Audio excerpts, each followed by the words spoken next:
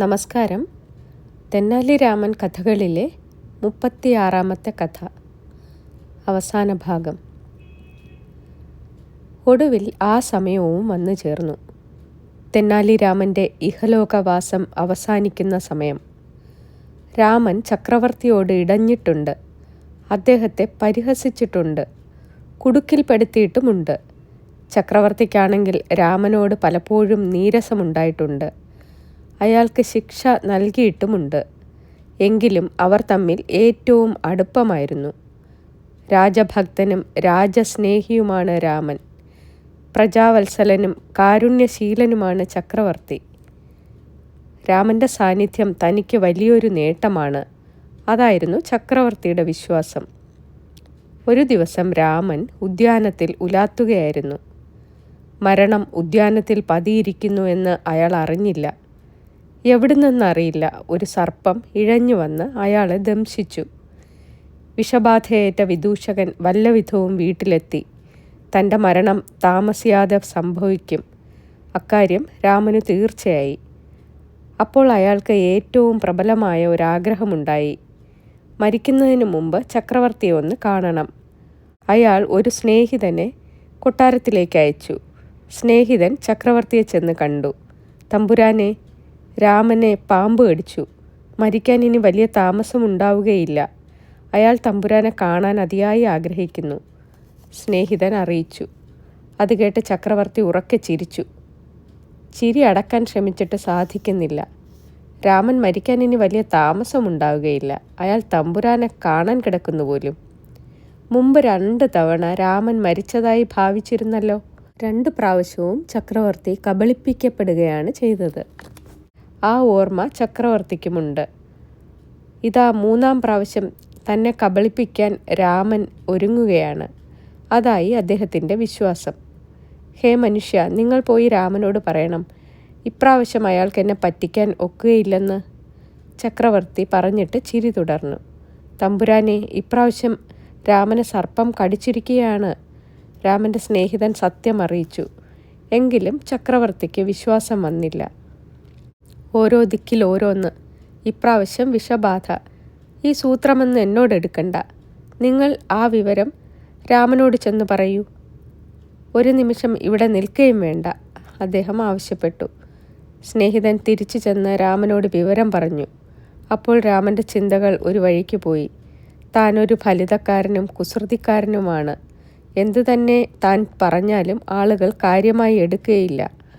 ആ നില വന്നു ചേർന്നിരിക്കുകയാണ്. അപ്പോൾ പിന്നെ ചക്രവർത്തി എങ്ങനെ കുറ്റപ്പെടുത്തും? ചക്രവർത്തിയുടെ മഹിമ രാമന് നല്ലവണ്ണം അറിയാവുന്നതാണ്. രാമൻ ചക്രവർത്തിക്ക് ആയുസ് നേർന്നു. അതോടുകൂടി ഐശ്വര്യവും സൗഖ്യവും. അപ്പോഴേക്കും വിഷബാധ മൂർധന്യത്തിലെത്തിക്കഴിഞ്ഞു. ഇനി ചില നിമിഷങ്ങൾ മാത്രമേ തനിക്ക് ഇഹലോകവാസമുള്ളൂ. അക്കാര്യം രാമന് ബോധ്യമായി. അത്രയും നിമിഷങ്ങൾ ദേവിയെ ഭജിക്കുക തന്നെ. ബാല്യത്തിലെ ലഭിച്ചിരുന്നതാണല്ലോ ദേവിയുടെ അനുഗ്രഹം. ആ അനുഗ്രഹത്താൽ രാമൻ വികട കവിയായി, അതേസമയം ശരിക്കുള്ള കവിയുമായി. ലിംഗപുരാണം, പാണ്ഡുരംഗ മാഹാത്മ്യം, അങ്ങനെ 2 കാവ്യങ്ങൾ രാമൻ രചിച്ചിരുന്നു. രാമൻ്റെ മനസ്സ് ദേവീരൂപത്തിൽ മുഴുകി. നാവ് ദേവീനാമം ജപിച്ചു. ആ നിലയിൽ രാമൻ്റെ ആത്മാവ് കൂടുവിട്ടുപോയി. അപ്പോൾ കൃഷ്ണദേവരായരുടെ സ്ഥിതിയോ? രാമൻ്റെ സ്നേഹിതനെ പറഞ്ഞയച്ചിരുന്നല്ലോ. കുറെ കഴിഞ്ഞ് ചക്രവർത്തിക്കൊന്ന് തോന്നി, ഏതിനും രാമൻ്റെ ഗൃഹത്തിൽ ചെല്ലുക തന്നെ. അദ്ദേഹം ധൃതിയിൽ കുതിരയോടിച്ച് അവിടെ എത്തി. അപ്പോൾ കണ്ടതെന്താണ്?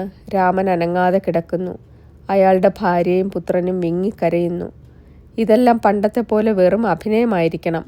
ആ തോന്നലുണ്ടായി ചക്രവർത്തിക്ക്. അദ്ദേഹം രാമനെ പിടിച്ചു കുലുക്കി. രാമ, ഈ കുസൃതിയൊന്നും എന്നോട് വേണ്ട കേട്ടോ. മരിച്ചെന്ന് ഭാവിച്ചു കിടക്കുന്നത് മതി, എണീക്കൂ, അദ്ദേഹം ആവശ്യപ്പെട്ടു. പക്ഷെ രാമൻ അനങ്ങിയില്ല. അപ്പോൾ ചക്രവർത്തിക്കൊന്ന് തീർച്ചയായി.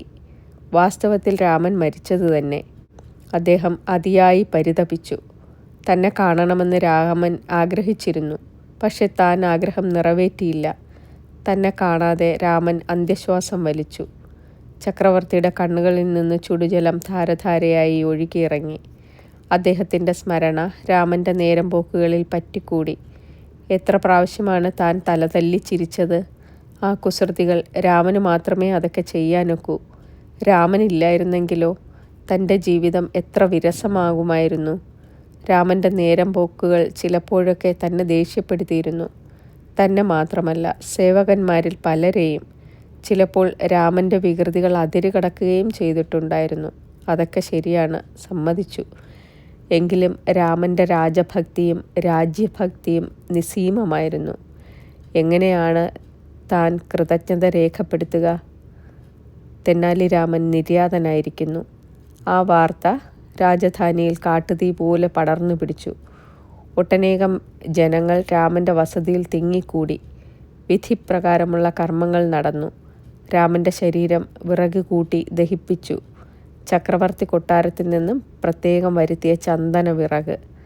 താനറിയാതെ ചക്രവർത്തി പറഞ്ഞുപോയി, രാമനും ഒരു ചക്രവർത്തിയായിരുന്നു, വിദൂഷകന്മാരുടെ ചക്രവർത്തി. നന്ദി.